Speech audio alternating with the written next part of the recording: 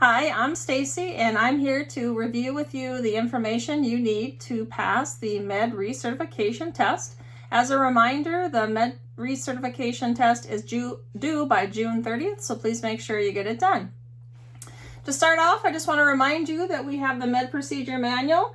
The Med Procedure Manual is at every one of the sites, and so if you are ever asked to do something that you don't know how to do, please check your manual. You'll always get the MAR and your supplies and the person supported, of course, but the first thing you always want to do if you don't know a procedure is check your procedure manual, and that'll help guide you. When we look at a MedPass, it's based on 6 rights. Those 6 rights are the core of the MedPass. So on the test, you'll be asked to list the 6 rights. It's easily remembered by Dr. Tim D. So it's dose, route, time, individual, medication, and documentation. Remember, the time for a MedPass is 1 hour before and 1 hour after. And that is the same period of time for the double checker to come in 1 hour before and 1 hour after. But the 6 rights are the core of every MedPass. And when we look at a MedPass, we're looking at triple checking those 6 rights, correct? So the first check of the triple check is read. Read the MAR, read the doctor order, and read the label.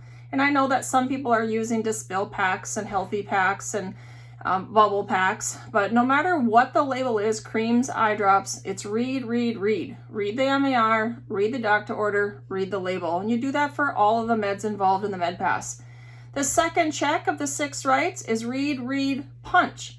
Read the MAR, read the label, and punch out the medication. Flip over the bubble pack, make sure it's not stuck in the foil. Read, punch. The third check is read, verify. You read the MAR, read the label, and verify that the med is in the cup. So it's important that we are verifying the meds are correct. This is a step that when I do observations, it's often missed. But the third and final check is read, verify. It's important that we're doing that one. Counting is also something that's on the test, is reminding you how to count your meds. To count your meds, you want to start by counting the meds that are due on the MAR so you know how many you should have. Then you count the meds in the cup.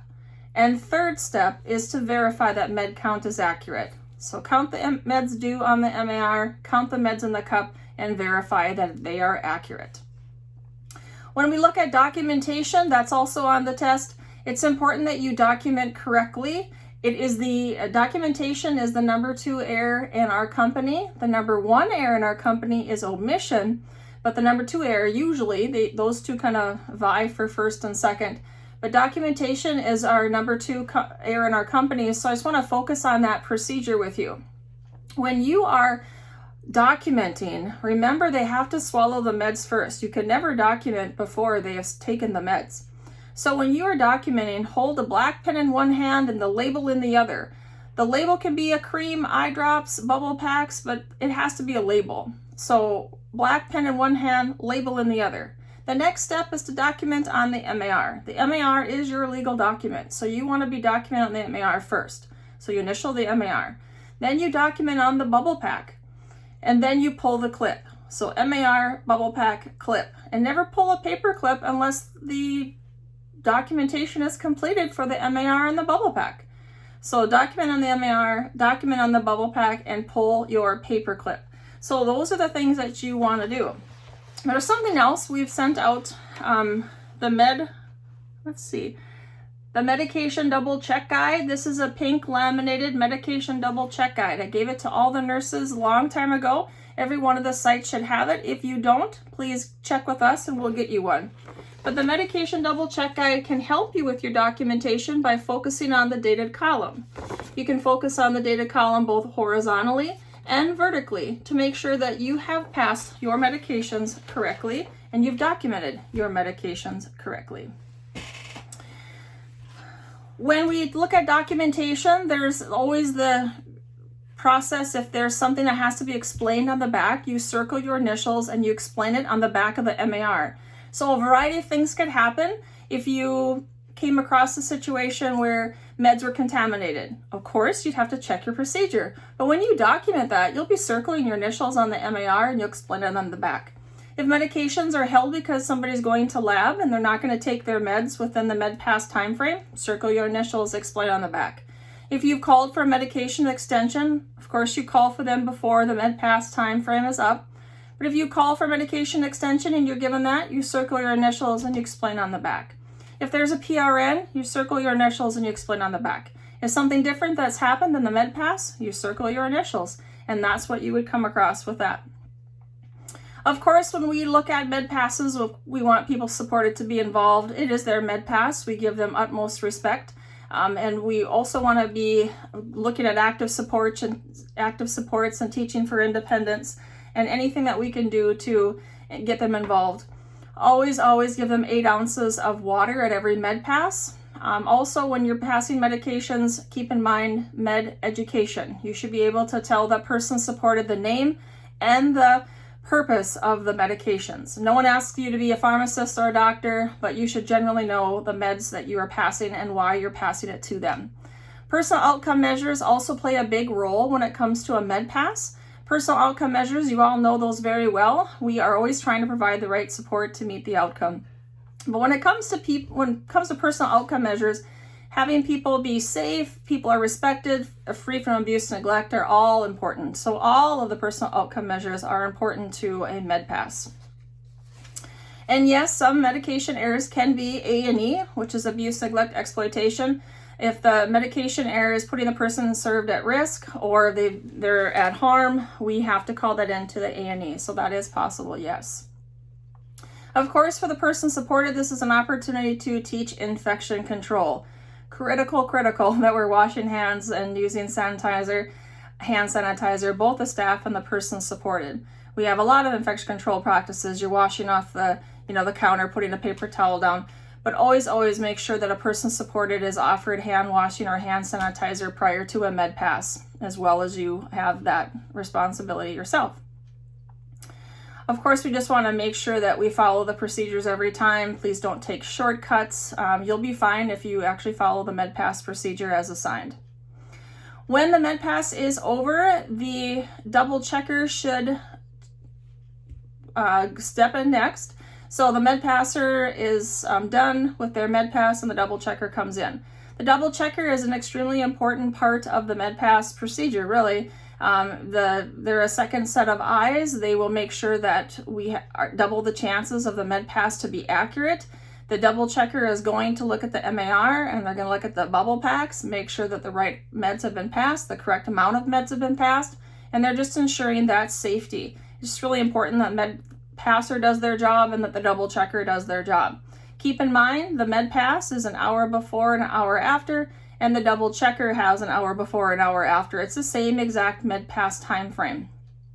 But 2 sets of eyes are better than 1, and it just doubles our chances for MedPass accuracy. So it's just really important that we have good double checkers out there. We are always monitoring people's health.